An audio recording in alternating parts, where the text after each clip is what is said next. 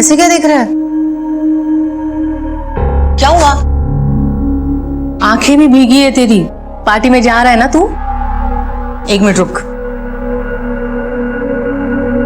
और ये ले टी शर्ट, यही पहन के जाना पार्टी में। थैंक यू माँ।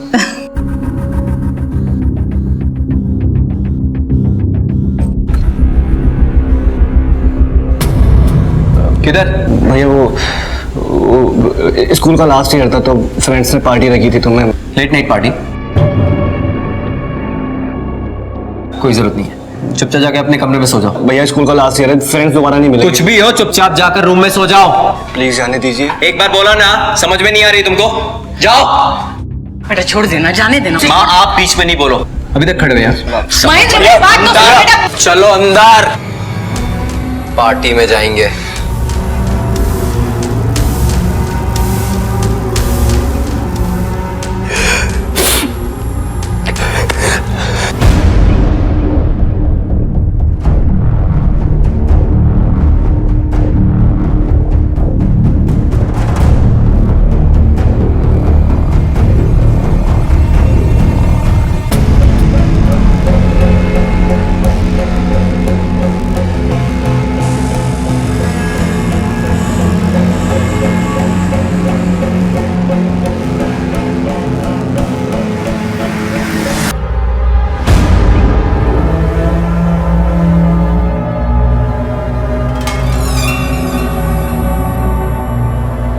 सैंडी! भाग गया साला।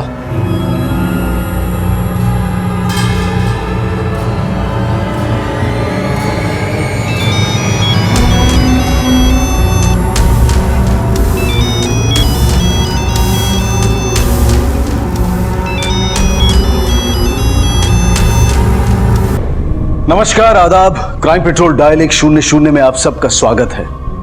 हमने कई बार ऐसी घटनाएं अखबार में पढ़ी हैं, टीवी पर या आम जिंदगी में देखी हैं या फिर लोगों से सुनी हैं कि कुछ लोगों ने किसी पार्टी में जाकर तोड़फोड़ की और उसे बंद करवा दिया। ऐसी घटनाओं की प्रतिक्रिया भी अलग अलग होती है। कोई इसे व्यक्तिगत आजादी का हनन कहेगा, कोई इसे संस्कृति के लिए उठाया गया सही कदम, तो कोई कुछ और। लेकिन आज के इस मामले में घटी घटना के बाद अजीबोगरीब ऐसी घटनाओं का सिलसिला शुरू हो गया जिसने एक के बाद एक ऐसे कई सवाल इंदौर पुलिस के सामने खड़े कर दिए जिनका जवाब तलाशना उनके लिए चुनौती बन गया। लेकिन क्या हुआ था इस घटना के बाद? क्यों यह केस चुनौती बन गया था? आइए देखते हैं आज का एक केस।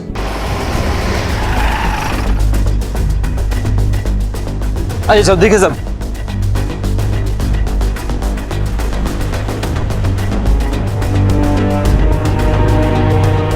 जिसने तोड़फोड़ की जानते हो उसे?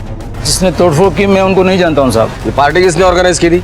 चौली करके एक लड़का था और उसके दोस्त लोग। उनके नाम और एड्रेस है ना साहब? कहाँ गया होगा ये? मुझे कुछ समझ में नहीं आ रहा है, कब कहाँ गया है? ये सब ना आपकी वजह से हुआ है। आपको ही बड़ा शौक था उसको पार्टी में भेजने का। पता भी उन पार्टीज में क्या क्या होता है। पड़ा होगा कहीं खा पी के।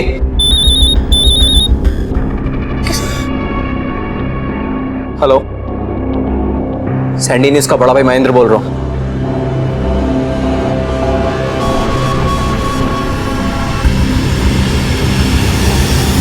इंस्पेक्टर साहब, हमारे बच्चों को किस लिए पकड़ के लाए आप? इनका बता दें। एक मिनट, हमें अपना काम करने दीजिए। पकड़ के लाए आप, काम करने दीजिए। हमें पता है के पर आधी रात को इनके बच्चों को यहाँ ऐसे कैसे उठा कर ला सकते हैं आप? हमें पता है हम क्या कर रहे हैं। पार्टी कर रहे थे ना। पार्टी करना कोई जुर्म है क्या?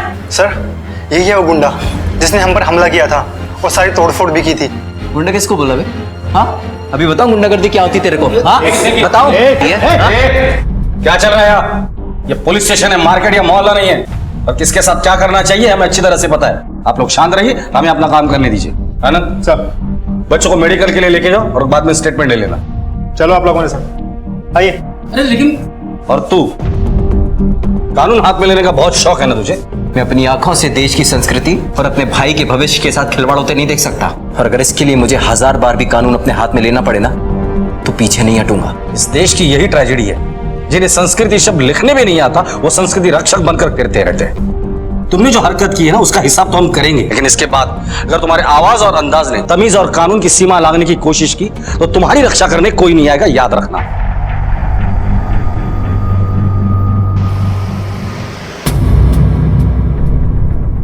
सर कहाँ है मेरी बेटी?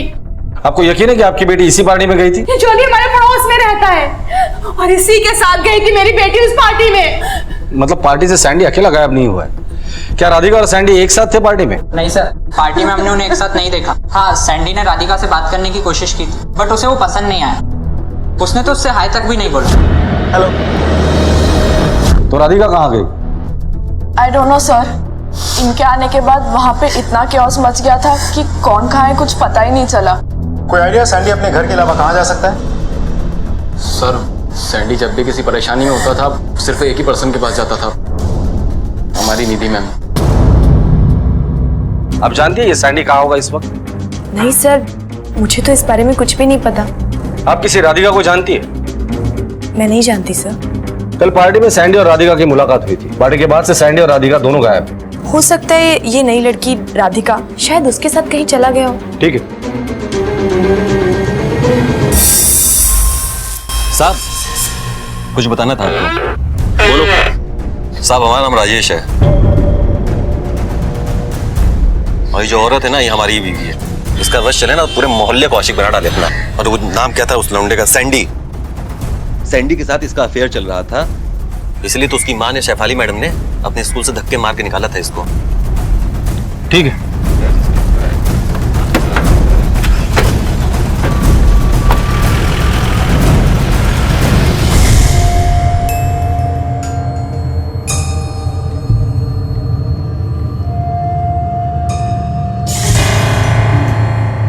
मुझे एक फोन करना है और फिर आगे जाना है।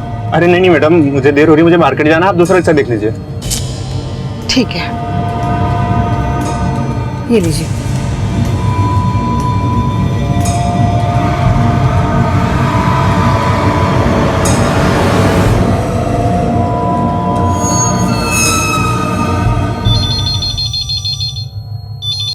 हेलो। हेलो, आप शेफाली मैडम बोल रही है? हाँ जी, बोल रही हूँ। आपका बेटा हमारे पास है, हमने उसे किडनैप कर लिया है। क्या? तुम कौन बोल रहे हो? हेलो हेलो हेलो, मेरा सैंडी कैसा है? वो बिल्कुल ठीक है। आप हमें 15 लाख रुपए दीजिए, हम आपका बेटा आपको वापस लौटा देंगे। और एक बात याद रखिएगा, पुलिस को खबर करने की गलती मत करना, वरना हम सैंडी को मार डालेंगे।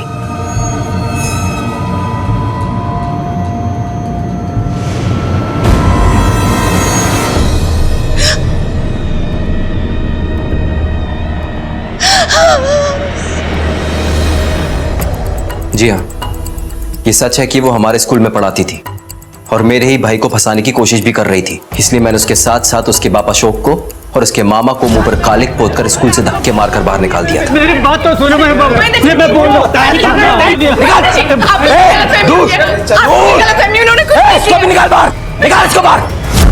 मैं मानता हूँ कि मैं सैंडी को ढूंढने उस पार्टी में गया था, लेकिन वो मुझे वहां नहीं मिला।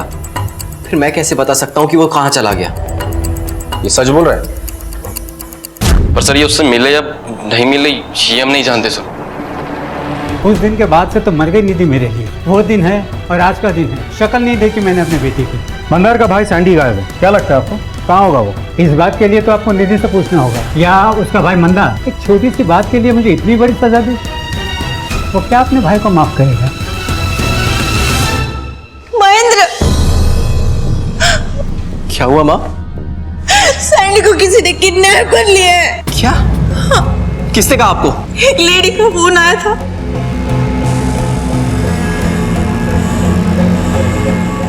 नहीं, आपको वहां जाने की कोई जरूरत नहीं है। मैं जाऊंगा पैसे लेकर।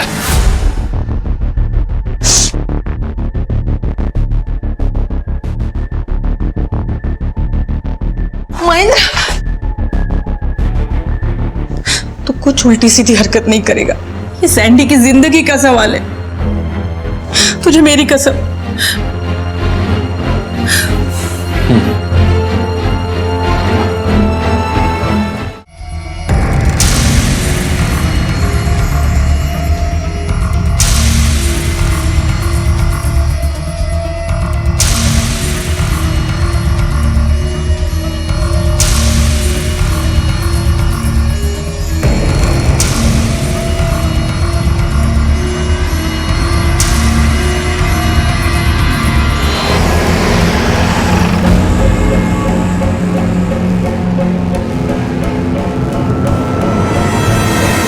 संदीप यानी कि सैंडी का बड़ा भाई महेंद्र एक ऐसा नवयुवक था जिसकी सोच का दायरा सिर्फ उसके अहम के इर्द गिर्द घूमता था।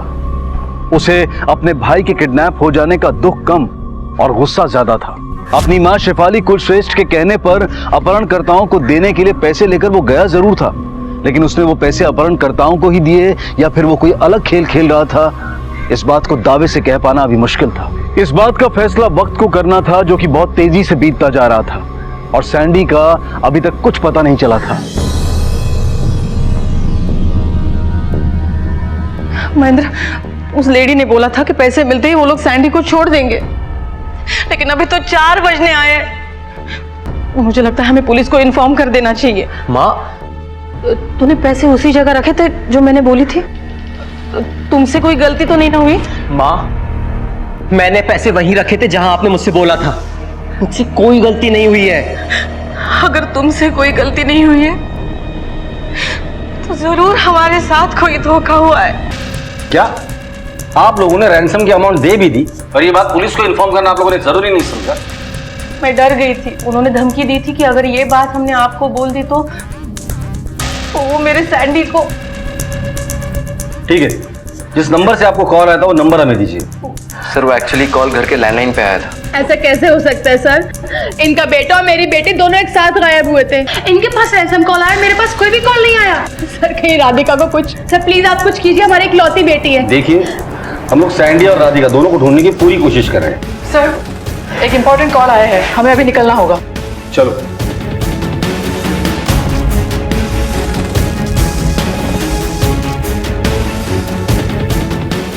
साहब उधर वहाँ।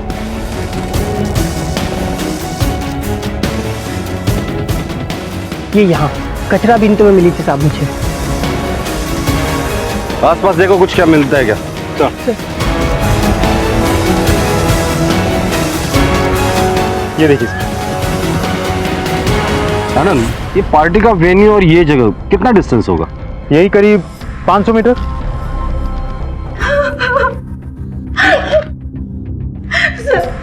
सर, ये मेरी सैंडी की टी शर्ट है। और ये ले टी शर्ट, यही पहन के जाना पार्टी में। सैंडी, हाँ बैठ जाओ। महेंद्र, तूने ठीक नहीं किया। तेरी वजह से मेरी सैंडी को कुछ हुआ ना तो मैं तुझे कभी माफ नहीं करूंगी। सैंडी। आनंद, टी शर्ट को फॉरेंसिक के लिए भेज दो।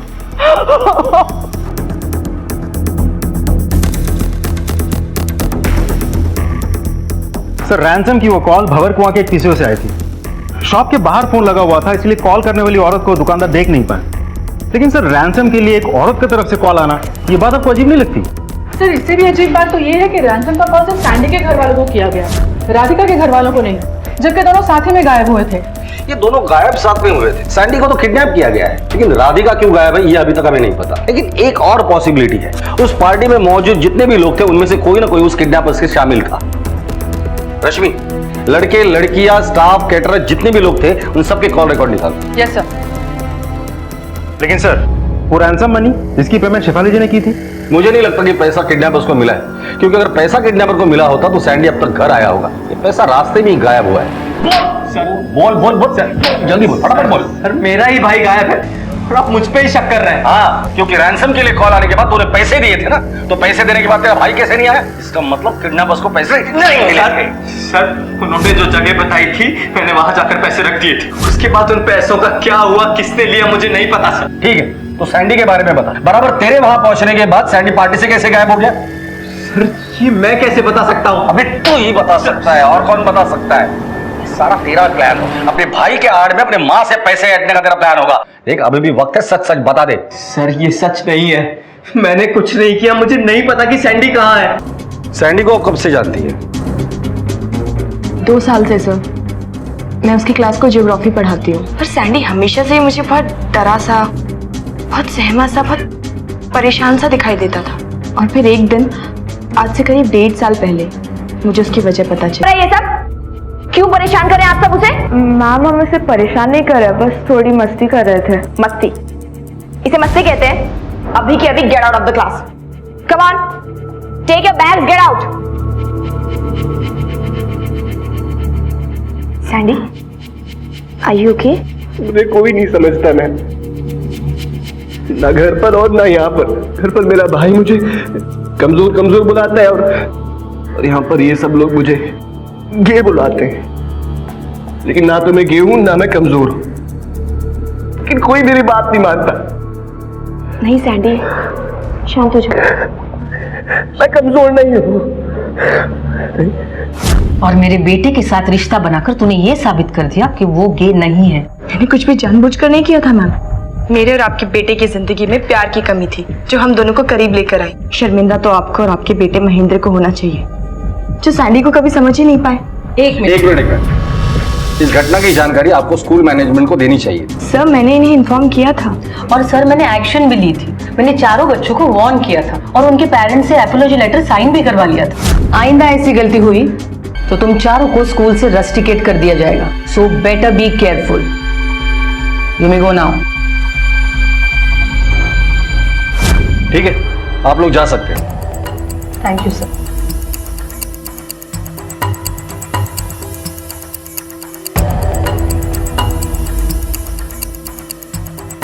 एक बात समझ में नहीं आई, जो बच्चे सैंडी को इतना परेशान करते थे उन्हीं बच्चों के साथ ये पार्टी करने कैसे गया? ये तो वही लोग बताएंगे सर। यस सर, ये बात सच है कि हमने सैंडी को पूरे साल परेशान किया, लेकिन 12th में सब ठीक हो गया था सर। और 12th के बाद हम अलग होने वाले थे, इसलिए सर हमने उसे अपोलोजाइज करने के लिए पार्टी ऑर्गेनाइज की थी सर। अपोलोजाइज करने के लिए पार्टी की थी या पुराना अकाउंट सेटल करने के लिए पार्टी की थी? क्योंकि उसी की वजह से तुम्हारे पेरेंट्स को स्कूल में आना पड़ा था, जलील होना पड़ा था। गुस्सा तो जरूर आया होगा। नो सर, ये बात सच नहीं है sir. Believe us sir, we had no bad intention. हम बस पार्टी कर रहे थे। और कोई बात जो अभी तक तुम लोगों ने हमें बताई नहीं है? सर आई डोंट नो कि ये बात इंपॉर्टेंट है या नहीं, बट सर तुमने हमसे झूठ क्यों बोला था? उस पार्टी में राधिका किस हालत में थी? एक्चुअली सर राधिका ने उस दिन पार्टी में बहुत ज्यादा नशा कर लिया था। बहुत असर हो गया था सर, और हम सब भाग रहे थे तो मैंने उसे बुलाया भी था, आवाजें भी दी थी सर, लेकिन वो आंख तक नहीं खोल पा रही थी। इसलिए सर मजबूरी में हम सब भाग गए और उसे वहीं छोड़ना पड़ा। ठीक है, फिलहाल तो मैं तुम लोगों को छोड़ रहा हूं, लेकिन अगर पता चला कि आप लोगों ने हमसे कुछ झूठ बोला है, कुछ छुपाया है, तो बहुत महंगा पड़ेगा। आनंद सर। Okay sir. इस घटना को घटे काफी समय बीत चुका था, लेकिन पुलिस को अब तक ना तो कोई ऐसा सूत्र मिला था और ना ही ऐसी कोई कड़ी जिसके सहारे वो अपनी जांच को आगे बढ़ा सकते।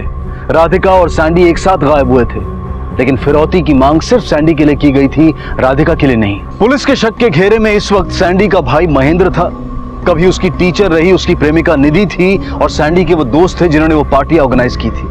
हालांकि ये सब लोग इस घटना में अपना हाथ होने से लगातार इनकार करते आ रहे थे, लेकिन पुलिस का मानना था कि इस मामले में आगे बढ़ने का सूत्र उन्हें या तो सस्पेक्ट्स की इस छोटी लेकिन महत्वपूर्ण लिस्ट से मिल सकता है, या फिर उस रात घटी घटनाओं के घटनाक्रम से। और सारे सस्पेक्ट से पूछताछ करने के बाद उन्होंने उस रात के घटनाक्रम को दोबारा से जांचने का फैसला किया। इस केस को सॉल्व करने का क्लू उस रात घटी घटनाओं की टाइमिंग में छुपा हुआ है। सबसे पहले जॉली आता है राधिका के साथ रात 8:30 बजे। उसके बाद सैंडी की एंट्री होती है लगभग 11 या 12 के बीच। फिर उन्हें ढूंढते हुए महेंद्र वहां पहुंचता है रात को 1:30 बजे के आसपास, और 1:30 बजे होटल में आने के बाद वो तोड़फोड़ करता है, मारपीट करता है, पर उसे सैंडी कहीं नहीं मिलता। सर हो सकता है सैंडी ने महेंद्र को वहां आते हुए देख लिया हो और वो कहीं छिप गया हो। लेकिन महेंद्र ने तो पूरा बंगला छान मारा था, फिर सैंडी गायब कहां हो गया? शायद इसलिए क्योंकि सैंडी वहां था ही नहीं। हो सकता है कि महेंद्र के पहुंचने से पहले ही उसका किडनैप हुआ हो।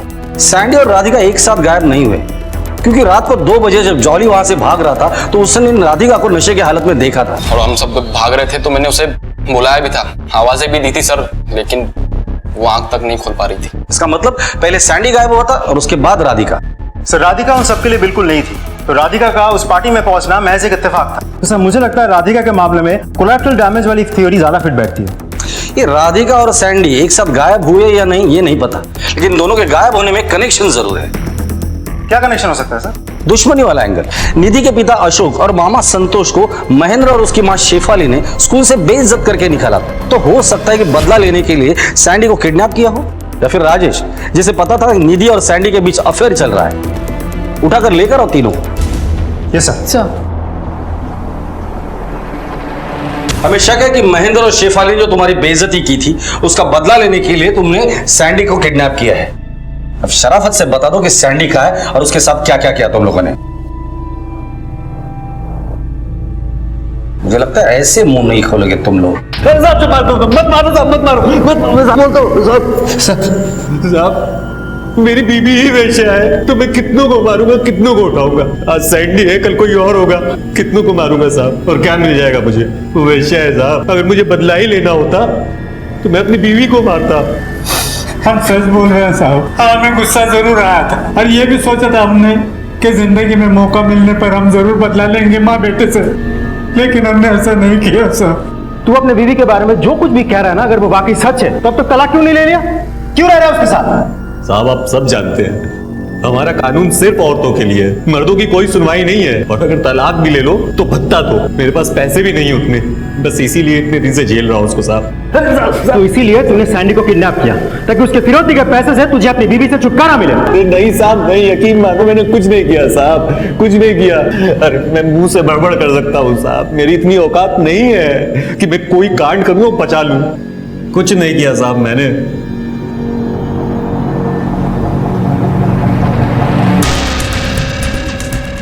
उन तीनों को जाने दो, लेकिन नजर रखना उन पर। Okay sir. सर ये रही उस पार्टी में शामिल लोगों की कॉल डिटेल्स। इसमें कुछ भी सस्पिशियस नहीं है सिवाय एक बात के। क्या? सर पार्टी के लेट नाइट करीब 4 से 5 बजे के आसपास निधि उस एरिया में थी और वो भी बिल्कुल अकेली। वो कुछ देर वहां ठहरी और फिर घर लौट गई। निधि? उसे तो पार्टी में इनवाइट ही नहीं किया था। वो वहां क्या कर रही थी?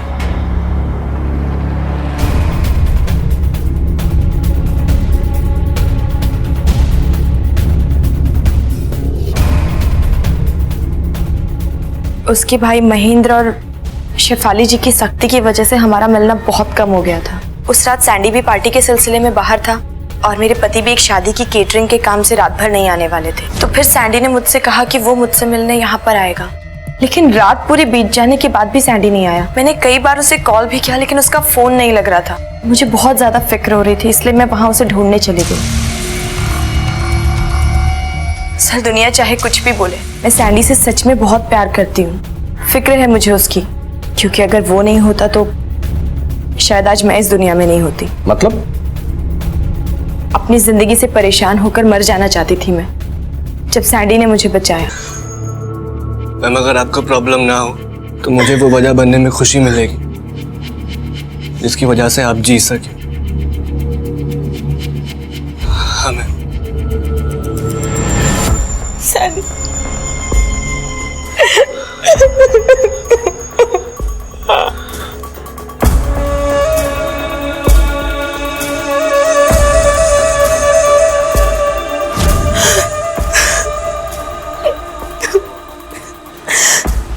जिसने मुझे जिंदगी दी, फिर से जीने की उम्मीद बंधाई, उसका ख्याल रखना भी तो फर्ज है ना मेरा। बस इसलिए मैं उसे ढूंढने चली गई थी सर, पर वो मुझे कहीं नहीं मिला। यकीन कीजिए इससे ज्यादा मैं कुछ भी नहीं जानती।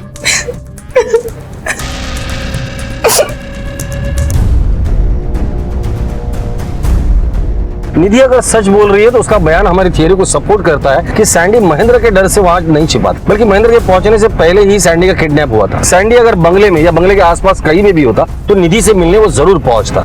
तो सैंडी का खून भरा टी शर्ट हमें मिला है। अब ये टी शर्ट सैंडी और राधिका की कहानी में कहां फिट बैठता है ये पता करना है। यस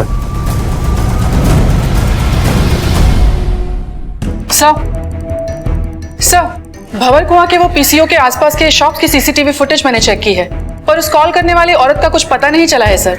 एक जवान लड़के को किडनैप करना फिर रैंसम के लिए कॉल करना एक अकेली औरत का काम नहीं हो सकता। जरूर कोई ना कोई मर्द भी इन्वॉल्व है, लेकिन कॉल रिकॉर्ड के हिसाब से इस केस से जुड़े जितने भी सस्पेक्ट है वो अपने अपनी लोकेशन पे मौजूद थे, इंक्लूडिंग निधि। तो फिर ये औरत और मर्द कौन हो सकता है? और रिकॉर्ड दोबारा से स्कैन करना। वैसे आनंद, ये साकेत नगर रॉबरी केस की अगली डेट क्या है? सर वैसे तो कल की थी, लेकिन कोर्ट ने डेट कैंसिल करके नेक्स्ट वीक की दी है। ओके। हेलो, क्या? कब? ठीक है, हम लोग उसका इंतजार कर रहे हैं। क्या हो गया सर? सागवेर पुलिस स्टेशन से फोन था, राधिका मिल गई है, काफी खराब हालत में। वो लोग उसका मेडिकल करवाकर यहाँ लेकर आ रहे हैं। तुम उसकी माँ को इन्फॉर्म करो। Yes sir. सर मुझे कुछ याद नहीं है। आवाज सुनाई दी बहुत चीखने चिल्लाने की, तभी वहाँ मुझे सैंडी दिखा, उसे कोई खींच रहा था। इस केस में ये पहली बड़ी सफलता थी जो जांच दल के हाथ लगी थी।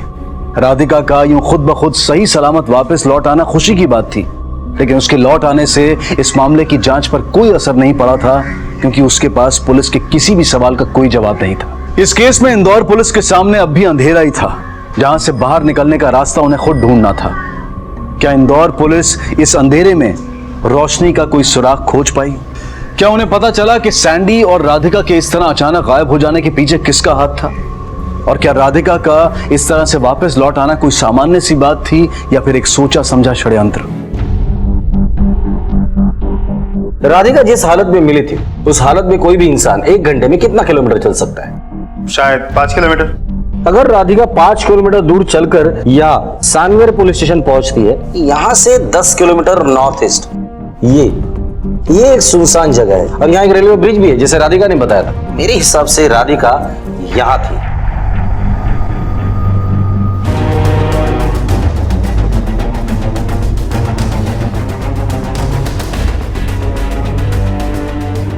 रश्मि सर। इस फार्म हाउस की पूरी डिटेल पता करो। Yes sir.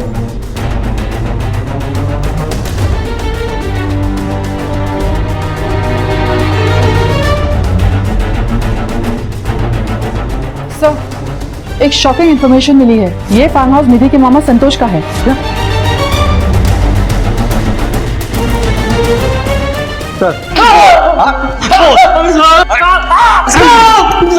राधिका तेरे फार्म हाउस में क्या कर रही थी? बोल। साहब मैं सिर्फ इतना बता सकता हूँ साहब, सैंडी किडनैप होने के बाद निधि हमारी बहन सुनंदा को काफी मिलने जुलने लगी थी साहब। इन दोनों का मेलजोल देखकर मुझे लगा कि वो जरूर कुछ करने वाले हैं साहब। फिर एक दिन भंवर कुआ के पीछे के पास मैंने मेरी दीदी को देखा, हमने पूछा भी, तो उसने मुझे कुछ नहीं बताया साहब। आपका बेटा हमारे पास है, हमने उसे किडनैप कर लिया है।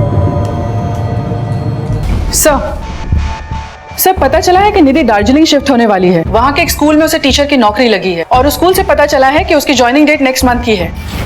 निधि शिफ्ट हो रही है? सर। जी सर, सब कुछ बताने को तैयार हूँ। मुझे नहीं पता सैंडी कहाँ है और कैसा है। जब मैंने सैंडी को बताया कि मेरी जॉब दार्जिलिंग लग गई तो फिर। नहीं सैंडी, ऐसा कुछ भी नहीं कि मैं तुम्हें छोड़कर कहीं जा रही हूँ। मैं तो बस राजेश से अपना पीछा छुड़वाना चाहती हूँ और सिर्फ इसलिए मैंने जॉब ली है। लेकिन अगर ऐसी बात है तो मैं आपके साथ क्यों नहीं आ सकता?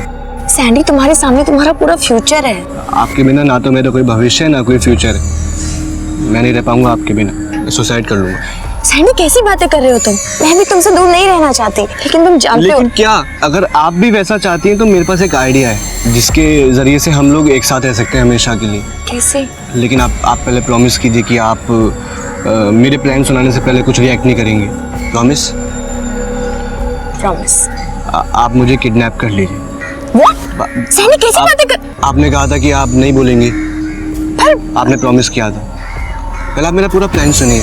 हम दोनों मिलकर मेरी किडनैपिंग का नाटक करेंगे। उसके बाद आप मेरी मॉम से रैंसम की डिमांड कीजिएगा, जो कि मॉम इजीली आपको दे देंगे। आप वो पैसे लेकर दार्जिलिंग चले जाइएगा और मैं यहाँ पर कुछ दिन घर पर रहूँगा और कुछ दिन बाद बिना किसी को बताए मैं आपके पास आ जाऊँगा। लेकिन अगर मैं रैंसम के लिए शेफाली जी को खुद कॉल करती तो ऐसा हो सकता था कि वो मेरी आवाज पहचान जाती और मुझे अपने लिए अलाबाई भी सेट करनी थी ताकि आप लोगों का शक मुझ पे ना जाए। बस इसलिए मैंने अपनी माँ को कॉल किया और उन्हें अपने प्लान के बारे में बताकर उनसे हेल्प मांगी। अपनी बेटी की खुशी के खातिर मैंने इसे मदद करने के लिए हाँ कह दी। तो समझदार है, एक उम्र जी चुकी है। आपको पता होना चाहिए था कि निधि और सैंडी जो कुछ भी कर रहे थे वो गलत था। आप दोनों के अलावा ये प्लान सैंडी को पता था। फिर सैंडी और राधिका संतोष के फार्म हाउस पे कैसे पहुंच गए? सर, माँ ने मामा के फार्म हाउस की चाबी मुझे दी थी और हमारा यही प्लान था कि सैंडी को हम वहीं छुपा कर रखेंगे। लेकिन जब उस रात सैंडी मुझे नहीं मिला तो मैं तो हमारे फार्म हाउस पे गई ही नहीं। तो फिर वो चाबी किडनैपर के पास कैसे गई? आपने चाबी कहाँ रखी थी? निधि के साथ साथ राजेश ने भी हमें यही बताया कि उस रात वो सुदाम नगर कॉलोनी में किसी शादी में केटरिंग का काम कर रहा था। पता करो वाकई वो केटरिंग का काम कर रहा था या कुछ और पका रहा था। जी सर, मेरे घर में ही शादी था। मैंने ही दिया था कैटरिंग का ऑर्डर राजेश दुबे को, पर वो आया नहीं। क्योंकि सुदामा नगर की उस शादी में तूने कैटरिंग का कॉन्ट्रैक्ट जरूर लिया था, लेकिन तेरा स्टाफ वहां गया था, तू नहीं गया था। तो तू कहाँ था बता। अरे साहब, मैंने सोचा भी नहीं था कि वहां तक पहुंच पाएंगे आप लोग। मतलब ये सब तेरा किया कराया था? क्यों किया ये सब? अरे बोल। ज्यादा कुछ मांगा नहीं था मैंने अपनी बीवी से। 4 रोटियां और थोड़ा टाइम बिस्तर पे। इतना भी देने को तैयार नहीं थी वो मेरे को। दिल का रिश्ता, कभी क्या प्यार, इश्क, मोहब्बत, दिन भर लेक्चर। टीचर थी ना, टीचर। बच्चा समझती थी मुझको। ऊपर से कोड़ में खाज बन के आ गए सैंडी। इनको भी मैं ये लूं, यहां मैं बूंद बूंद को तरस रहा हूं, और मेरी ही बीवी का जवानी का सागर ये भाई साहब आराम से पी रहे हैं। पीछा किया, फोन चेक किया, सब कुछ किया, तब जाके पता चला कि हमको छोड़ के मैडम दार्जिलिंग जा रही। तभी मुझे सैंडी के संग जो झूठी प्लानिंग थी किडनैपिंग की, वो भी मालूम चली। बस मेरे को मौका मिला सैंडी से हिसाब किताब बराबर करने का। मैं पार्टी में गया, चुपचाप छुप के बैठ गया। पिया हुआ था कि क्या था पता नहीं, तोड़ फोड़ करने लगा। मैंने सोचा कि मेरे प्लान की तो ऐसी की तैसी हो गई, लेकिन नहीं, उसने तो मेरा काम और हल्का कर दिया। अब तो और किसी को मुझ पर शक नहीं होता। कुछ देर महेंद्र निकल गया, लेकिन सैंडी साथ नहीं था। मैं बंगले के अंदर घुसा। निधि के मामा के फार्म हाउस की चाबी निधि की अलमारी में पड़ी हुई थी, मैंने उड़ा ली। दोनों को ले जाकर वहीं पे बंद कर दिया। मुझे पता था कि आप लोगों को पहले शक जो है या तो महेंद्र पे जाएगा या तो सैंडी की क्लास के उन लड़कों पे जाएगा जो उसे चिढ़ाया करते थे। मैं था ही नहीं कहीं। और जब आपको निधि और सैंडी के किडनैपिंग वाले झूठे प्लान का पता चलता है तो आप निधि के ऊपर शक करते हैं। सब कुछ एकदम क्लियर मेरे सोचे अनुसार चल रहा था सर। तो मैंने सोचा कि अब इस सैंडी को जिंदा क्यों रखे, मुक्ति देते। मार दिया, बोरे में भर के गोदाम में फेंक दिया। तूने सैंडी को मार डाला? हाँ सर, अब क्या करता उसको जिंदा रख के। सब कुछ तो वैसा ही चल रहा था जैसा मैंने सोचा था। तो फिर राधिका को जाने क्यों दिया? राधिका को सर जाने इसलिए दिया कि वही तो आपको फार्म हाउस तक ले जाती ना। आप लोग सब पहचान जाओगे, सब पता कर लोगे सब। राजेश ने एक बेहद घटिया और खतरनाक खेल खेला था, लेकिन इस खेल को खेलने के लिए जमीन देने में हर उस शख्स का हाथ था जो इस केस से जुड़ा था। अगर सैंडी की मां शेफाली और उसके भाई महेंद्र ने सैंडी की भावनाओं और उसके प्यार की जरूरत का ख्याल रखा होता, घर में एक विश्वास का वातावरण बनाया होता, तो कभी भी सैंडी अपने ही अपहरण का नाटक नहीं रचता और ना ही उसका इतना भयंकर अंत होता। उसी तरह अगर निधि के पिता ने उस पर विश्वास दिखाया होता तो उसकी जिंदगी अन्याय और ज्यादतियों की वो कहानी नहीं बनती जिसका अंत दुखद ही होना था। सैंडी और निधि के रिश्ते पर उंगली उठाने का ना तो हमें कोई अधिकार है और ना ही हमारी ऐसी कोई मंशा है, लेकिन जिंदगी से जुड़ी हर दूसरी चीज की तरह प्रेम के भी अपनी कुछ मर्यादाएं होती हैं, कुछ नियम होते हैं जिनका पालन ना करना कभी कभी खतरनाक साबित हो सकता है, जैसा कि इस मामले में हुआ। कुल मिलाकर इस मामले में हर किसी ने जीवन के किसी न किसी नियम की, किसी न किसी मर्यादा की अवहेलना की, जिसका अंजाम इस दुखद कहानी के रूप में सामने आया। ईश्वर ने हमें ये जीवन भी दिया है और उसे अपने तरीके से जीने का पूरा अधिकार भी, लेकिन तब भी हमारे ना चाहते हुए भी इस तरह की घटनाएं हो जाती हैं, क्योंकि हम ये भूल जाते हैं कि अधिकार पाने के लिए फर्ज को निभाना और नियमों का पालन करना भी जरूरी होता है। इसी विचार के साथ अब मैं अनूप सोनी आपसे विदा लेता हूं। फिर मुलाकात होगी अगले एपिसोड में एक और चौंका देने वाले केस के साथ। तब तक अपना और अपने परिवार का ख्याल रखें और देखते रहें क्राइम पेट्रोल डायल 100। सबक एक को, सीख हम सबको। जय हिंद।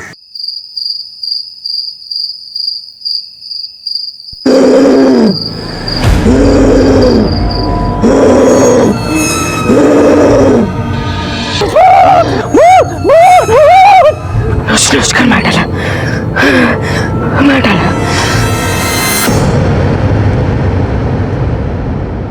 साहब बहुत परेशान करके रखा उसने, रात को उठ के चिल्लाने लगती है। कल आधी रात को उसने मुझे डरा ही दिया साहब। उसके माँ बाप एक तांत्रिक को लाए थे, वो बोला सब कुछ ठीक है, पर कुछ ठीक नहीं है सर। अभी भी उसका रात को चीखना चिल्लाना चालू है। मैं तो बोलता हूँ साहब कोई भूत वूत नहीं है, सब नाटक कर रही है वो अपने पति को दबा के रखने के लिए। जो भी है साहब आप ही हमारी मदद कर सकते हैं, हमारा जीना उधर मुश्किल हो गया। मद्रे जाके देखो मामला क्या है। भूत, पिशाच, आत्मा इस सब के वजूद पर हमेशा से सवालिया निशान रहा है। कुछ लोगों का मानना है कि इंसान की तरह आत्मा के वजूद को भी नकारा नहीं जा सकता है, और कुछ लोग इसे मन का वहम और अंधविश्वास बताते हैं। विज्ञान भी भूत प्रेत के अस्तित्व को नकारता है, लेकिन मलाड में अपने पति और अपनी बेटी के साथ रहने वाली शिल्पा इस तरह से अचानक अजीब सा बर्ताव क्यों कर रही थी? क्या वो सच में किसी आत्मा की चपेट में थी या फिर वो किसी तरह का नाटक कर रही थी? आखिरकार शिल्पा अपने इस संदिग्ध बर्ताव से साबित क्या करना चाहती थी? क्या वो किसी अनहोनी का शिकार हुई थी, या वो किसी जुर्म का हिस्सा बनी थी, या वो खुद दोषी थी? इन सारे सवालों के जवाब में शायद कुछ ऐसा छिपा था जो भयभीत करने वाला था।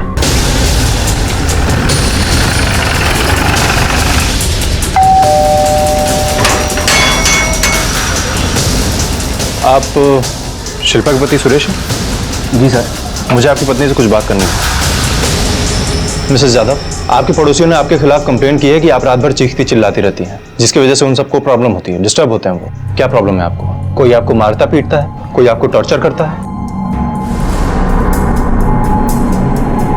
देखिए मिसेस यादव, जब तक आप हमें बताएंगे नहीं तब तक हम आपकी हेल्प नहीं कर सकते। प्लीज बताइए हमें क्या प्रॉब्लम है।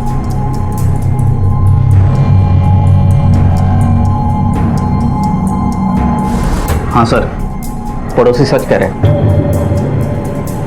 शिल्पा चिल्लाती है पर मैं उसे मारता हूँ इसलिए नहीं। साहब मैंने आज तक उस पर उंगली तक नहीं उठाई। चाहिए तो आप मेरी बेटी से पूछ ले, मधु से पूछ लीजिए। क्या आपके पापा आपकी मम्मी के साथ मारपीट करते हैं, लड़ाई झगड़ा करते हैं?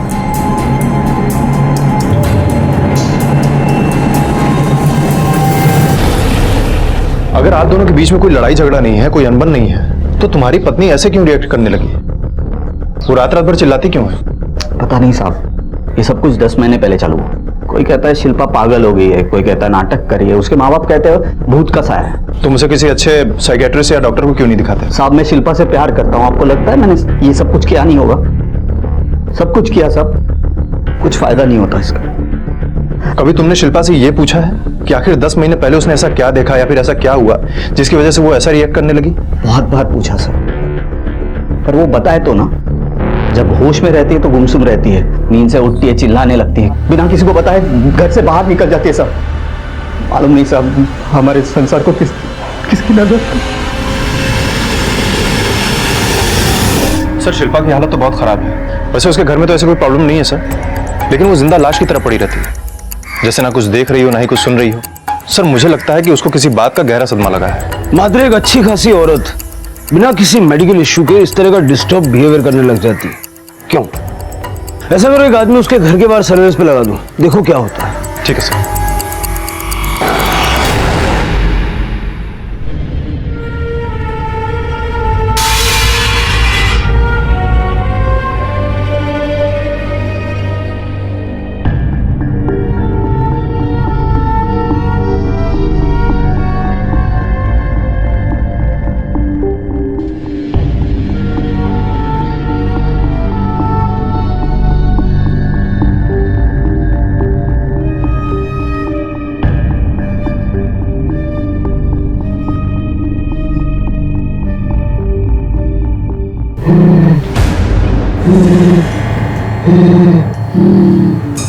शिल्पा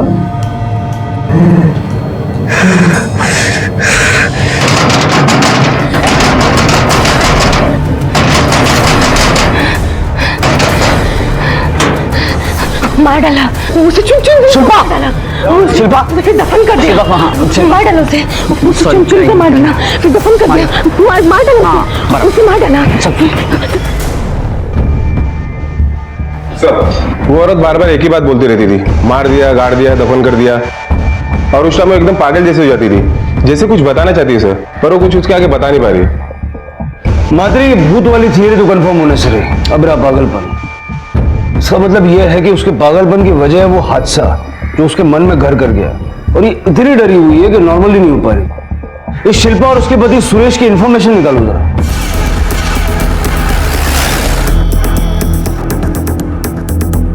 10 महीने पहले तक तो शिल्पा वही एकदम ठीक थी, बहुत मिलनसार और खुश रहा करती थी। वो रोज अपनी बेटी मधु को आपके घर छोड़ने आती थी। हाँ, क्यों? वो काम पे जाती थी ना, इसलिए मधु को यहाँ पे छोड़ती थी। सर एक डांस क्लास है, उसमें रिसेप्शनिस्ट का काम करती थी। काम क्यों छोड़ा? मालूम नहीं साहब। मतलब तुम्हारी बीवी ने नौकरी छोड़ने का डिसीजन ले लिया और तुम्हें उसकी वजह तक नहीं मालूम है? सर मैंने बहुत बार पूछने की कोशिश की। एक्चुअली क्या होता था सर कि मैं ऑफिस छुट्टी के बाद उसे डांस क्लास पिकअप करने के लिए जाता था। मैं डांस क्लास पहुंचा तो तब तक वहां से वो निकल चुकी थी। मैंने फोन लगाया था, फोन नहीं लग रहा था, तो मुझे लगा वो घर चली गई होगी, तो मैं भी घर चला आया। सर मैं घर पहुंचा तो घर के बाहर ही बैठी हुई थी। तुम यहाँ बैठी हो, अंदर क्यों नहीं? अजीब तरीके से रो रही थी, मालूम नहीं उसका ध्यान कहाँ था, क्या सोच रही थी। मैंने उससे बात करने की कोशिश की तो ऐसा लगा कि अभी अभी नींद से जागी है। गले लगा के बहुत जोर जोर से रोने लगी। तुमने उससे पूछा नहीं कि क्या हुआ? पूछने की कोशिश की थी साहब, पर उसने कुछ नहीं बताया। अगली सुबह मैंने उससे पूछा कि काम पे नहीं जाना है, तो वो बोली आज से काम पे नहीं जाऊंगी। जोर देके पूछा तो मुझ पर भड़क गई। उस दिन से आज तक उसका पागलपन वैसे कि वैसा है। ऐसा क्या हुआ था कि उसने नौकरी छोड़ दी और ऐसी हालत हुई? सर मुझे लगता है कि शिल्पा के साथ जो कुछ भी हुआ है या तो क्लास के दौरान हुआ है या तो क्लास से घर लौटते वक्त हुआ है। शिल्पा ये जो बार बार बोलती रहती है मार डाला, दफन कर दिया, इससे एक तुक तो लगाया जा सकता है कि मामला शायद खून का हो। जरा शिल्पा के डांस क्लास जाके पता करो। ठीक है सर। ये डांस क्लास आप भी चलाते हैं ना? हाँ सर। आपके यहाँ एक लड़की एज ए रिसेप्शनिस्ट काम करती थी, शिल्पा नाम की, राइट? हाँ सर, बिना नोटिस दिए वो अचानक काम छोड़ के चली गई और ऑलमोस्ट 10 महीने हो गए हैं और 11 जून को वो लास्ट टाइम काम पे आई थी।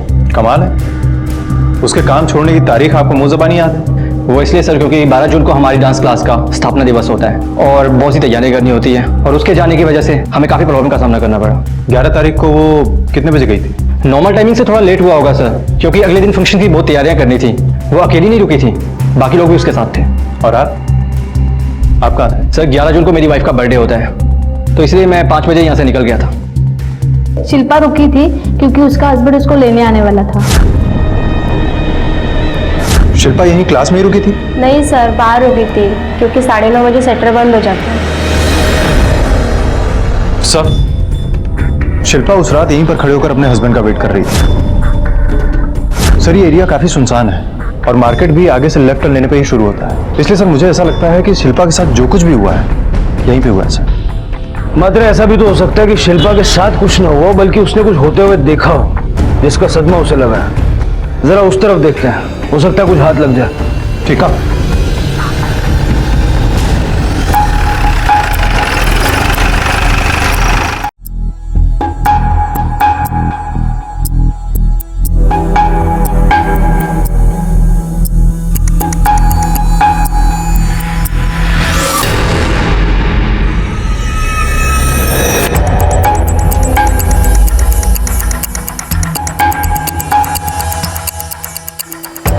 मात्रे सर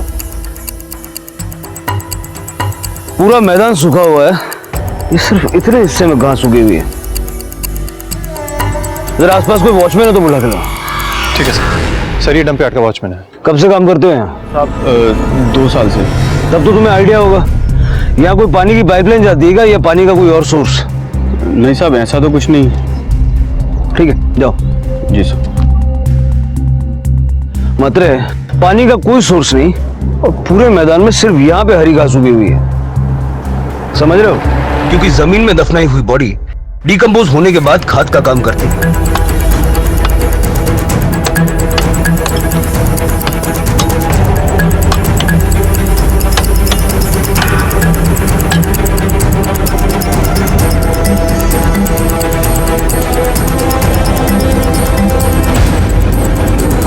एक मिनट, थोड़ा संभाल के खोलो।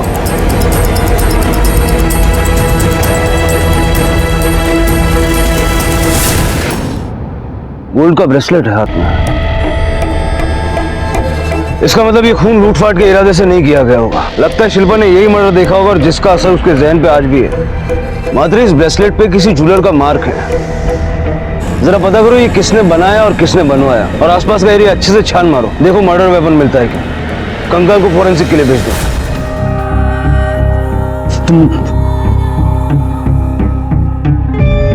मधु बेटा आप नीचे जाओ खेलने के लिए, आपके दोस्त लोग सब नीचे खेल रहे हैं, चलो भागो। हाँ।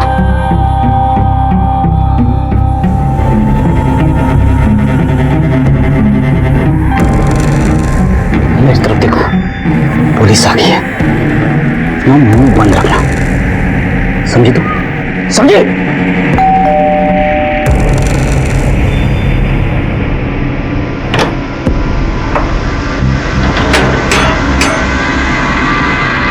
मिसेस यादव से कुछ बात करनी है हमें। आइए ना सर। मिसेस यादव, जिसे आप मार देने की, गाड़ देने की बात करती है, शायद वहां तक हम पहुंच गए। आपकी क्लास के सामने के मैदान में से हमें कंकाल मिला। इसी मर्डर की बात करती है ना, या कोई और बात है? कुछ तो बताइए। मिसेस यादव, जब तक आप हमारी मदद नहीं करेंगी तब तक हम उसको इंसाफ नहीं दिला सकते जिसका मर्डर हुआ है। ये वही मर्डर था ना जिसको आपने होते हुए देखा है। आपने खूनी को भी देखा था ना, आप पहचान सकती हैं ना उसे? कुछ तो बताइए मिसेस यादव, कुछ तो बोलिए। किसने मारा, किसको मारा? आप उनमें से किसी को जानती हैं? अगर पहचान सर प्लीज, आप दोनों से रिक्वेस्ट करता हूँ और जोर मत डालिए। उसकी तबीयत कुछ ठीक नहीं है, 2 दिन से कुछ खाया भी नहीं है उसने, प्लीज। ठीक है, आप जरा हमारे साथ आइए। मिस्टर यादव, डॉक्टर गीता पंचाल एक साइकियाट्रिस्ट हैं। आज से आपकी पत्नी का इलाज वो करेंगे, क्योंकि अब ये केस एक मर्डर केस बन चुका है और शिल्पा यादव उसकी आई विटनेस हो सकती है, इसलिए उनका ठीक होना जल्द से जल्द बहुत जरूरी है। इसमें आप भी हमें कोऑपरेट करेंगे? ऑफ कोर्स सर, ध्यान रखिएगा उनका। चलते हैं।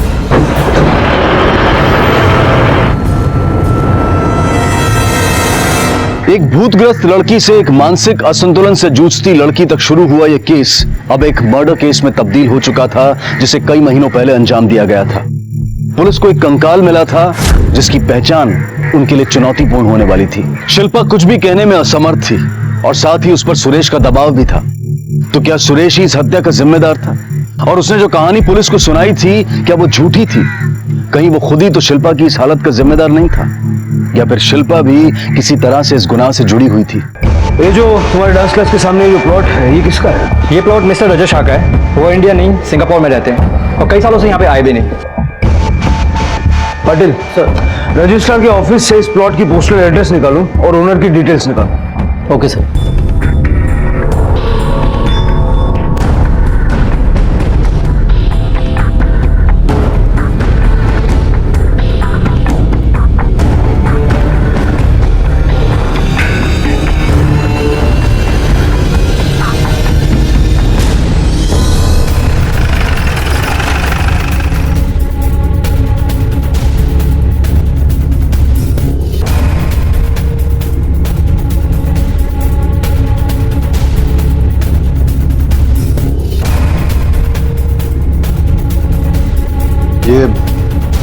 ये ब्रेसलेट आपके ही शॉप पे बना था? हाँ सर, ये हमारे यही का है। बिल दिखाइए। सुभाष मिस्त्री। हाँ, ये हमारे पुराने कस्टमर है, ये उनका पता है।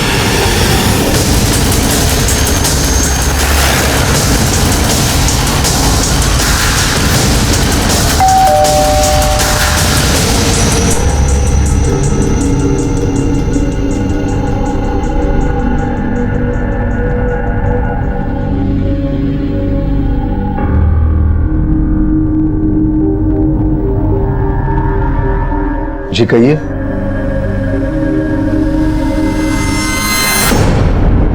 जिस जगह वो कंकाल मिला है उसके सामने डांस क्लासेस। आपकी बेटी डांस क्लास जाती थी क्या?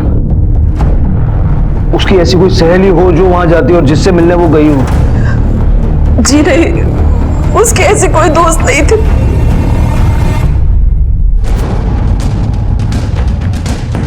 मात्र कंदेली पुलिस स्टेशन से कांटेक्ट करो और पूजा की मिसिंग रिपोर्ट और उससे रिलेटेड सारे केस पेपर्स मंगवाओ। ठीक है सर।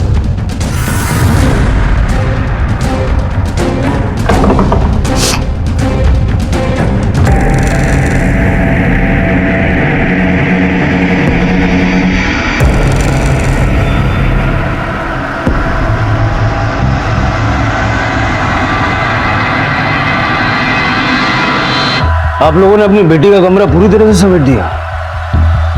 आपको यकीन था कि वो वापस नहीं आएगी? 10 महीने हो गए पुलिस कंप्लेंट किए हुए सर। पुलिस ने उम्मीद छोड़ दी थी पूजा के मिलने की, और हम दोनों में से कोई भी इस कमरे में आता था तो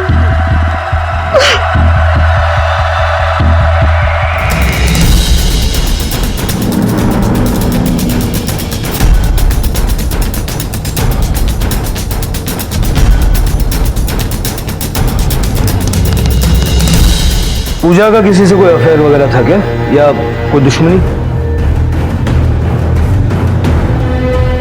आपकी किसी से कोई रंजिश थी क्या, जिसकी वजह से पूजा को कोई मार सकता है? नहीं सर, ऐसा कुछ नहीं था। ये रही कांदीवाली पुलिस स्टेशन से पूजा की मिसिंग रिपोर्ट और इन्वेस्टिगेशन की फाइल।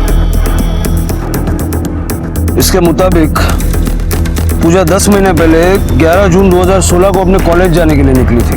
हाँ सर, लेकिन पूजा के दोस्तों के बयान के मुताबिक वो उस दिन कॉलेज पहुंची नहीं थी, और पुलिस के मुताबिक कॉलेज पहुंचने से पहले ही पूजा का फोन बंद हो गया था। इसका मतलब पूजा को आधे रास्ते से ही उठा लिया गया। शिल्पा के साथ जो हादसा हुआ वो भी 11 जून को हुआ, लेकिन रात में, और क्लास और शिल्पा के आई विटनेस होने के बीच का जो समय है उसके मुताबिक या तो पूजा को मार के वहां ले जाके दफनाया गया या फिर वहीं मार के दफनाया गया। तो शिल्पा जब तक बयान देने की हालत में नहीं होती तब तक हमारे लिए ये सिर्फ एक अंदाजा है। Yes sir. Doctor Panchal, Mrs Yadav की तबीयत अब कैसी है? काफी बड़ा सदमा लगा है, उसे हील होने के लिए थोड़ा और टाइम देना चाहिए। आइए ना, आपसे कुछ बात करना है।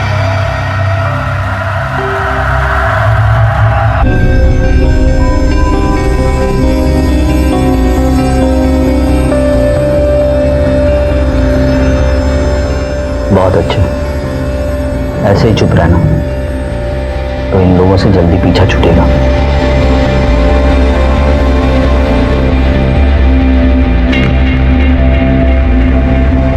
सर, फॉरेंसिक रिपोर्ट के मुताबिक पूजा का मर्डर 1 से 20 जून के बीच में हुआ है, और मर्डर किसी चाकू या धारदार वेपन से किया गया है, क्योंकि हड्डियों पे स्क्रैच के निशान मिले हैं सर। इसका मतलब है कि फोन स्विच ऑफ होने से मौत होने तक पूजा किडनैपर के कब्जे में थी। सर, ऐसा भी तो हो सकता है ना कि उसका किडनैप हुआ ही ना हो, बल्कि वो खुद अपनी मर्जी से किसी के साथ गई।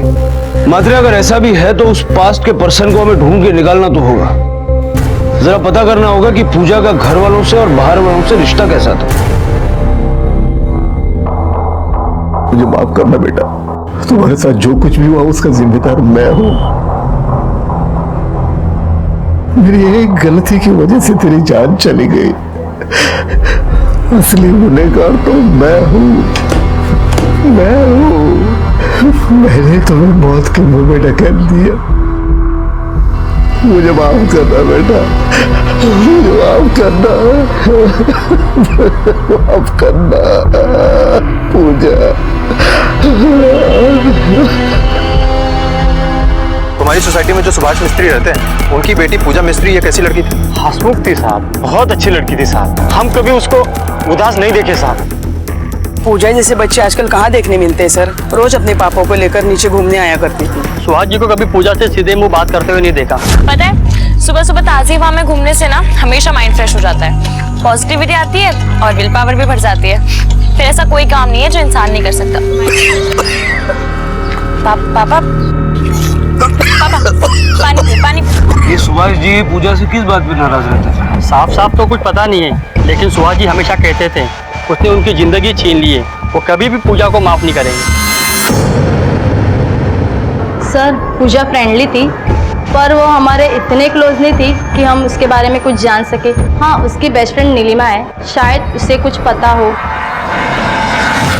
सर, वो मेरी बेस्ट फ्रेंड तो थी, पर कभी अपने पर्सनल लाइफ के बारे में डिस्कस नहीं किया। हाँ, उसे एक लड़का लेने और ड्रॉप करने जरूर आता था। कौन था वो लड़का? क्या नाम था उसका?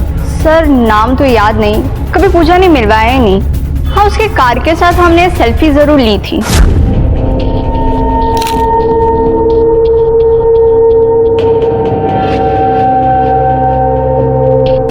वो सेल्फी है तुम्हारे पास? हाँ, फोन में ही है सर। मुझे दिखाओ।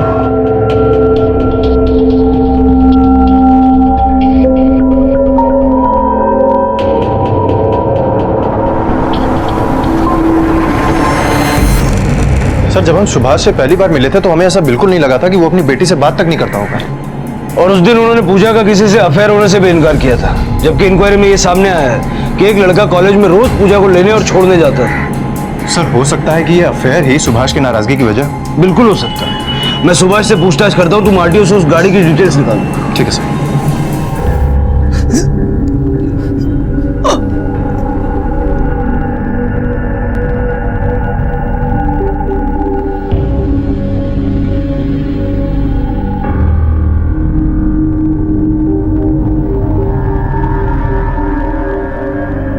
सॉरी हम आपको ऐसे डिस्टर्ब कर रहे हैं, लेकिन पूजा के बारे में कुछ सवाल पूछना है। पूछिए। हमें पता चला है कि आप पूजा से बात नहीं करते थे, वजह जान सकते हैं?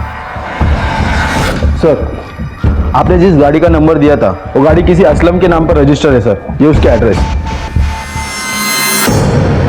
हाँ, मैं नाराज था उससे, लेकिन नाराज होने की भी वजह थी सर। उसकी एक गलती ने मुझे, 2 साल पहले की बात है, उसने कार चलाने की जिद की थी। पूरी तरह उसके अगेंस्ट था, लेकिन पापा क्या प्रॉब्लम है? मैं कार क्यों नहीं चला सकती? क्योंकि तुम्हें कार चलाना नहीं आता। और एक ड्राइवर के लिए जो मैच्योरिटी होनी चाहिए वो तुम में नहीं है। पापा कार एक मशीन है और उसके लिए मैच्योर होने के लिए उसे चलाने आने की जरूरत होती है। पूजा, सिर्फ स्टीयरिंग घुमाना मतलब कार चलाना नहीं होता। अरे उन लोगों के बारे में सोचना पड़ता है जो रास्ते पर चलते हैं। अरे तुम्हारा क्या भरोसा? क्यों बहस कर रहे हैं इससे? जानते हैं कि जीतेंगे। वैसे एक बात कहो, कार चलाना सीख लिया है इसने? सारिका, तुम बीच में मत पड़ना। नहीं मतलब नहीं। उसकी जिद में मैंने अपने दोनों पैर खो दिए। उसके बाद मैंने उसको कभी माफ नहीं किया। अगर उसको माफ करता तो शायद आज मेरी बच्ची मेरे पास होती। मतलब?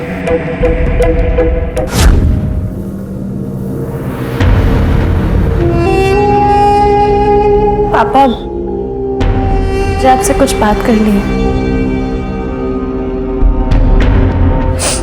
पापा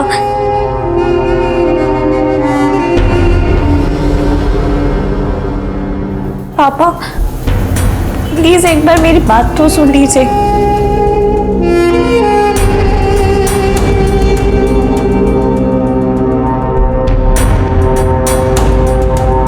आपने ये सब हमें पहले क्यों नहीं बताया?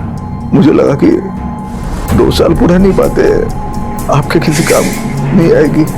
मिस्टर मिस्त्री, क्या हमारे काम का है क्या नहीं है, ये हमें डिसाइड करने दीजिए। आपके पास जो भी इंफॉर्मेशन है शेयर कीजिए प्लीज। इन्हें तो पता नहीं, आप बता सकती हैं कि बात क्या थी?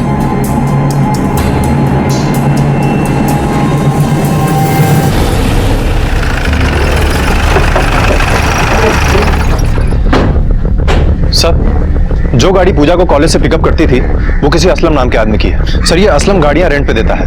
मैंने उसका रजिस्टर चेक किया तो पता चला कि उन दिनों किसी ऋषि नाम के लड़के ने ये गाड़ी रेंट पे ली हुई थी। सर, ऋषि ने जो नंबर दिया था वो डिस्कनेक्ट है और जो एड्रेस दिया था वहां पे ताला लगा हुआ है। पूजा के माँ बाप से पता करो वो किसी ऋषि को जानते हैं क्या, और ये सुभाष की बीवी सारिका का बैकग्राउंड भी जरा चेक करो। उसको गड़बड़ है इस पति पत्नी में। ये सारिका जितना अपने आप को सीधा दिखाती है उतनी है नहीं। 2 साल पहले सुभाष का एक्सीडेंट हुआ, उसने अपनी नौकरी गंवा दी। पूजा कॉलेज में पढ़ती थी, सारिका हाउसवाइफ है। कि घर का खर्चा कैसे चलता है? कत्ल के मामले में पुलिस के हाथ कंकाल लगे अब 1 हफ्ते से ज्यादा हो चुका था, लेकिन अब तक पूजा की पहचान के अलावा पुलिस के हाथ कोई ठोस सुराग नहीं लगा था। ऋषि के नाम पर उम्मीद जगी थी, लेकिन वो भी टूट गई जब सुभाष और सारिका ने ऋषि नाम के किसी भी लड़के को जानने से इनकार कर दिया। पुलिस को फिर से एक उम्मीद दिखाई दी जब उन्हें यह पता चला कि घर के खर्चे को सुचारू रूप से चलाने के लिए सुभाष और सारिका ने एक लड़के को पेइंग गेस्ट रखा है जिसका नाम राजा है। कौन है ये राजा और क्या उसका पूजा के कत्ल से कोई ताल्लुक है? सर, राजा हमारा पेइंग गेस्ट था। अब कहाँ है ये राजा? वो तो पता नहीं, 1 साल का प्रोजेक्ट था उसका। प्रोजेक्ट खत्म हुआ और वो चला गया। हमने पूछा भी नहीं कि कहाँ जा रहा है। और ये पेइंग गेस्ट आपको मिला कैसे? ऐड दिया था पेपर में, वही पढ़कर आया था। हमें लड़का शरीफ लगा, हमने रख लिया। उसकी पुलिस एनओसी करवाई थी आपने? नहीं सर, लड़का ठीक ठाक लगा, शरीफ लगा, तो जरूरत नहीं समझी। ऐसे बिना जान पहचान के, बिना बैकग्राउंड चेक किए, बिना पुलिस एनओसी के आप किसी को भी घर में रख लेते? शर्म आनी चाहिए आपको। आप जैसे लोगों की वजह से क्राइम को बढ़ावा मिलता है। अजीब किस्म के लोग हैं सर, बिना किसी जानकारी के पेइंग गेस्ट रख लेते हैं। उनकी बेटी का अफेयर चल रहा है, वो रोज किसी से मिलती जुलती है और इन्हें कुछ पता ही नहीं है। अजीब लापरवाह किस्म के लोग हैं सर। मतलब ये भी तो हो सकता है कि लापरवाह है नहीं, बन के दिखा रहे हो। एक काम करो, ऋषि के तब के कॉल रिकॉर्ड्स निकालो जब उसका फोन एक्टिव था, और सारिका और सुभाष के तब के भी और अब के भी। ठीक है सर।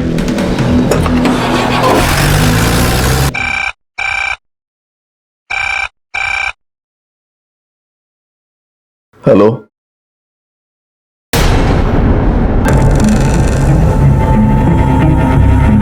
साले तेरी हिम्मत कैसी हुई यार फोन करने की?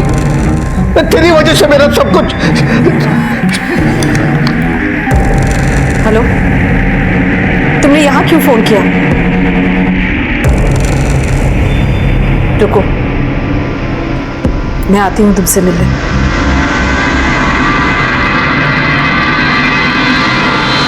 सर, ये रहे ऋषि के 1 साल पुराने नंबर के कॉल रिकॉर्ड्स। सर, अक्सर जिन नंबर पे इनकमिंग और आउटगोइंग कॉल्स हुए हैं उनमें एक नंबर तो पूजा का है ही, लेकिन एक नंबर ऐसा भी है जिन पर पूजा से भी ज्यादा लंबी बात की है ऋषि ने। किसका नंबर है? सर, ताज्जुब की बात यह है कि ये नंबर भी ऋषि के ही नाम पे रजिस्टर्ड है। ऋषि के नाम? Yes sir. और सर, जब हमने सारिका के बारे में इन्वेस्टिगेट किया तो पता चला कि हमारे ही पुलिस स्टेशन में सारिका ने 1 साल पहले एक कंप्लेंट दर्ज करवाई थी अपने देवर प्रदीप के खिलाफ। ये रही उसकी कॉपी सर, ये देखिए। मैंने प्रदीप के खिलाफ कंप्लेंट की थी क्योंकि उसने हरकत ही ऐसी की थी। वो इनकी बीमारी का फायदा उठाना चाहता था, मेरा फायदा उठाना चाहता था, और उल्टा मुझे धमकी दे रहा था कि अगर मैंने मुंह खोला तो मेरा घर बर्बाद कर देगा। बस इसीलिए मैंने उसके खिलाफ कंप्लेंट की थी पुलिस में। बाद में आपने उसकी जमानत भी करवाई? जी नहीं, मैंने जमानत नहीं करवाई थी उसकी, इन्होंने करवाई थी, ये जानते हुए भी कि वो मेरे साथ क्या करना चाहता था। कुछ नहीं करना चाहता था सर मैं उसके साथ, वो झूठ बोल रही है। उल्टा मैं जब भी भैया से मिलने जाता वो कुछ ना कुछ बहाना करके मेरे पास आती थी और मुझे चिपकती थी। तो जब तुमने कुछ किया ही नहीं तो उसने पुलिस में शिकायत क्यों की? सर, वो कहते हैं ना, चोर की दाढ़ी में तिनका, बस वही बात है। उसे पता था कि अगर मैंने अपना मुंह खोल दिया तो वो फंस जाएगी, इसलिए उसने मुझे पहले फंसा दिया। तो तुम्हारे कहने का मतलब है कि वो सारे इल्जाम तुम पे झूठे लगा रही? हाँ सर, वो एक नंबर की मतलबी औरत है सर। मैं तो क्या, उसने अपने पेइंग गेस्ट तक को नहीं छोड़ा, और मैंने खुद अपनी आंखों से उन दोनों को रंगरलिया मनाते हुए देखा है सर। हो सकता है तुमने ये सब कुछ सारिका से बदला लेने के लिए किया। सारिका ने तुम्हें इग्नोर किया, तुम्हारे खिलाफ पुलिस कंप्लेंट की, और बदले में तुम उसके ऊपर इल्जाम लगा रहे हो। और ये भी हो सकता है कि तुमने उसकी बेटी का खून भी किया हो। सर, मेरा उस कमीनी औरत के साथ कोई लेना देना नहीं है सर। और जहां तक पूजा का सवाल है, वो तो मेरी बेटी की तरह है। वो भी मुझे बहुत मानती थी सर, अपने सारे सीक्रेट्स शेयर करती थी मेरे साथ। तब तो तुम्हें ये भी पता होगा कि ऋषि नाम के एक लड़के के साथ उसका अफेयर चल रहा था। ऋषि? नहीं सर, ये नाम तो मैं पहली बार सुन रहा हूँ। वो मुझे जब भी मिलती थी अपने मम्मी पापा के बारे में, राजा और रघु के बारे में बात करती थी। ये रघु कौन है? सर, रघु उनके यहाँ पर एक नौकर था। करीब 1 साल पहले वो नौकरी छोड़कर चला गया।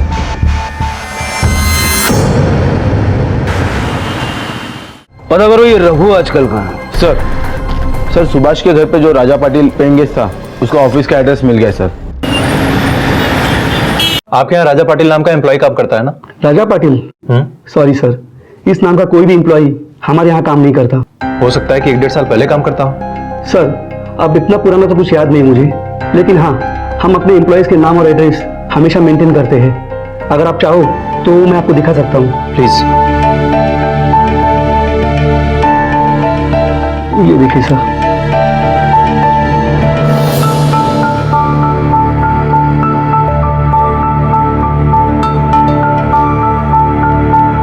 ऋषि नायक, ये ऋषि आपका ही एम्प्लॉय था ना? जी हाँ सर। मुझे इसके फोटोग्राफ्स और पूरी इंफॉर्मेशन चाहिए। ये देखिए सर।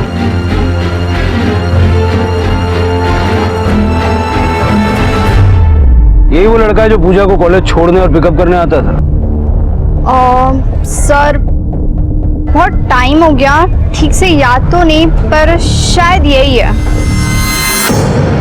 सर, हमने ऋषि की फोटो असलम को दिखाई है जो कार रेंट पे देता है।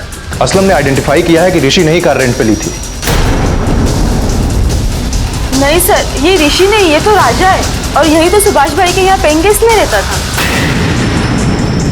राजा ही ऋषि है, ये खुलासा पुलिस के लिए बहुत बड़ी कामयाबी थी। पर क्या यह भी संभव था कि सारिका और सुभाष जानते थे कि राजा ही ऋषि है, लेकिन वो ये बात पुलिस से जानबूझकर छिपा रहे थे? राजा क्यों दो दो नामों का सहारा ले रहा था? क्या इसके पीछे भी कोई राज था? इसे पहचानते हैं हम? सर ये तो राजा है, यही तो था हमारे यहाँ पेइंग गेस्ट। तब तो आपको यह भी पता होगा कि यही आदमी राजा और ऋषि नाम की दो आइडेंटिटी के साथ जी रहा था। नहीं, ऐसा तो हमें कुछ पता नहीं था। मिस्टर मिस्त्री, आपको कई सारी चीजें नहीं पता। इस आदमी का मिलना हमारे लिए बहुत जरूरी है, क्योंकि हो सकता है कि इसका पूजा के खून से कोई वास्ता हो। सारिका जी, आपको तो जरूर पता होगा। जी नहीं।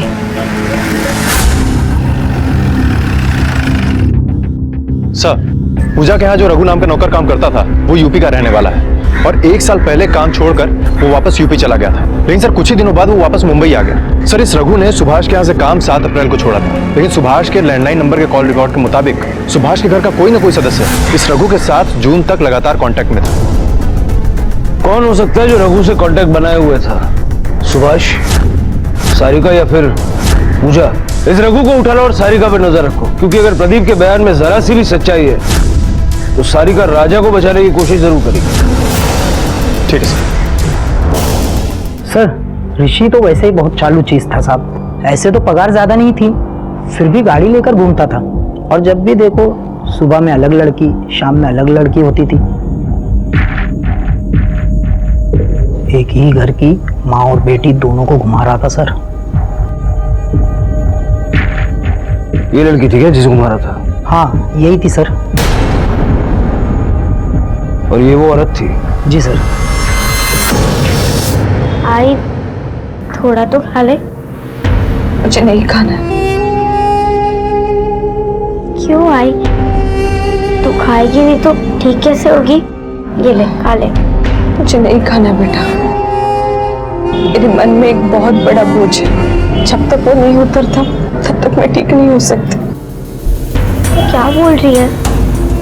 कौन सा बोझ? मैंने किसी के ऊपर अन्याय होते देखा और मुझे सब पता होने के बावजूद भी मैं कुछ नहीं कर सकती। मुझे और तुम्हारे दिमाग पे ये जो सच्चाई का भूत सवार है ना, उसे उतार के फेंक दो। इसी में हम सब लोगों की भलाई है। यार मैं बुरा इंसान नहीं हूँ, पर ये पुलिस के झमेले में नहीं पड़ना चाहता। एक बार केस हो गई तो 100 बार कोर्ट जाना पड़ेगा और मैं वो सब नहीं कर सकता। सुरेश, अगर मैं चुप रही तो मैं कभी खुश नहीं रह सकती। तुम जानते हो मैंने ये भूत का नाटक क्यों किया? क्योंकि अगर मैं नहीं बोलूंगी तो जिंदगी भर मुझ पे ये बोझ रहेगा।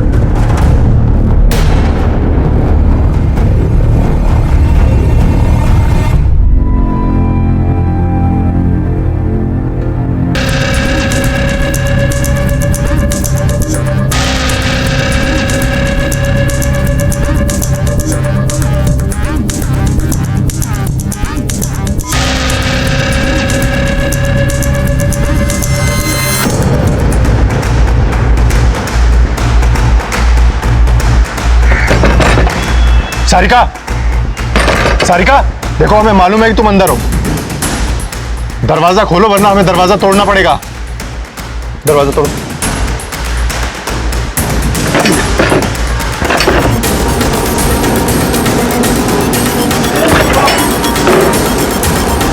पकड़ो सर।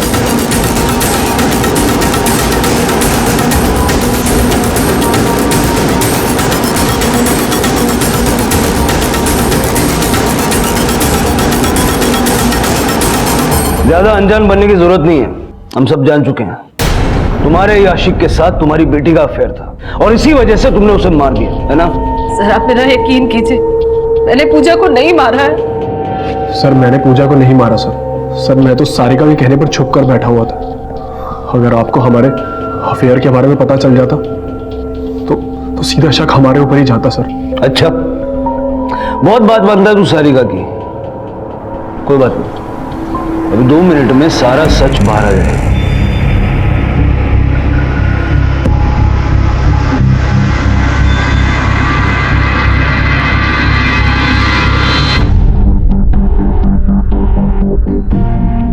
नहीं सर, मेरे आंखों के सामने खून हुआ था। वहां पे ये नहीं था और वहां पे कोई औरत भी नहीं थी।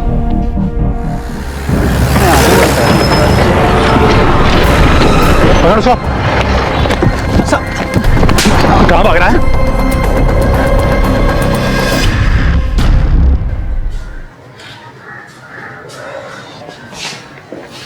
बंद करो इसे। यही है वो, यही है वो। इसने उस लड़के को मारा था और मार के दफन कर दिया था। यही है वो। चल बोल। सब सुभाष भाई क्या काम करता था साहब, तो राजा की बहुत ऐश थी साहब, इसलिए मेरी जान जलती थी साहब।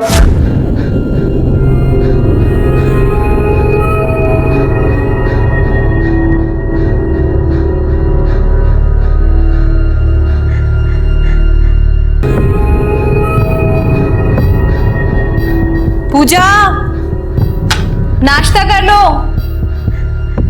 साहब यही सोच के मैंने भी ऐसा ही किया साहब। जब वो इतनी ऐश काट रहा है तो मैं भी इस बहती गंगा में हाथ धो लूं। यही सोच के मैंने छोटी मैम साहब के ऊपर हाथ डाला साहब, और साहब ने पकड़ लिया और नौकरी से निकाल दिया मुझे। 11 तारीख को मैंने अपने 3 दोस्तों को बुलाया और छोटी मैम साहब को कॉलेज जाते समय रास्ते से उठा लिया साहब। छोटी मैम साहब को रास्ते से हटाने के लिए उन्होंने मुझे याद किया। हाँ सर, मैंने मरवाया पूजा को। वो राजा से प्यार करने लगी थी, पर उसे मेरे और राजा के संबंध के बारे में कुछ नहीं पता था। जब उसे पता चला तो वो गुस्से में सब कुछ सुभाष को बताने गई। पापा, मुझे आपसे कुछ बात करनी है। पापा। सुभाष ने उसकी कोई बात नहीं सुनी, पर ये बात हमारे लिए प्रॉब्लम बन गई थी। पूजा ने रात दिन एक ही रट लगा रखी थी राजा से कि वो मुझे छोड़ दे और उससे शादी कर ले। इसीलिए मजबूरी में आकर मुझे ये डिसीजन लेना पड़ा। राजा को सेव करने के लिए मैंने पहले उसे घर से बाहर निकाल दिया, फिर रघु को पैसे देकर पूजा को मरवा दिया। अच्छा होता अगर तुम्हारी असलियत सबके सामने नहीं आती, क्योंकि जैसा घिनौना काम तुमने किया है ना, किसी को भी ये जानकर विश्वास नहीं होगा कि ऐसी भी मां हो सकती है। एक मां जिसने एक बेटी को जन्म दिया, उसने ही उसका जीवन ले लिया। ऐसे अपराध न सिर्फ रिश्तों को कलंकित करते हैं, बल्कि रिश्तों पर के विश्वास को भी कमजोर करते हैं। सारिका को पूजा के कत्ल की साजिश के लिए और रघु और उसके साथियों को पूजा के कत्ल के लिए गिरफ्तार किया गया है। ये सभी इस वक्त न्यायिक हिरासत में हैं। रिश्तों में भी दायरे जरूरी हैं। रिश्तों की मर्यादा बनी रहे तो ही रिश्ते चल पाते हैं, और जब रिश्ते अपनों को छलने निकल पड़ते हैं, तब सारिका जैसे उदाहरण पैदा होते हैं जो सिर्फ दूसरों के लिए नहीं बल्कि अपने लिए भी घातक होते हैं। इसी विचार के साथ अब मैं अनूप सोनी आपसे विदा लेता हूं। फिर मुलाकात होगी अगले एपिसोड में एक और चौंका देने वाले केस के साथ। तब तक अपना और अपने परिवार का ख्याल रखें और देखते रहें क्राइम पेट्रोल डायल 100। सबक एक को सीख हम सबको। जय हिंद। इस तरह के और भी एपिसोड देखने के लिए हमारे चैनल को सब्सक्राइब करें और बेल आइकन दबाना ना भूलें।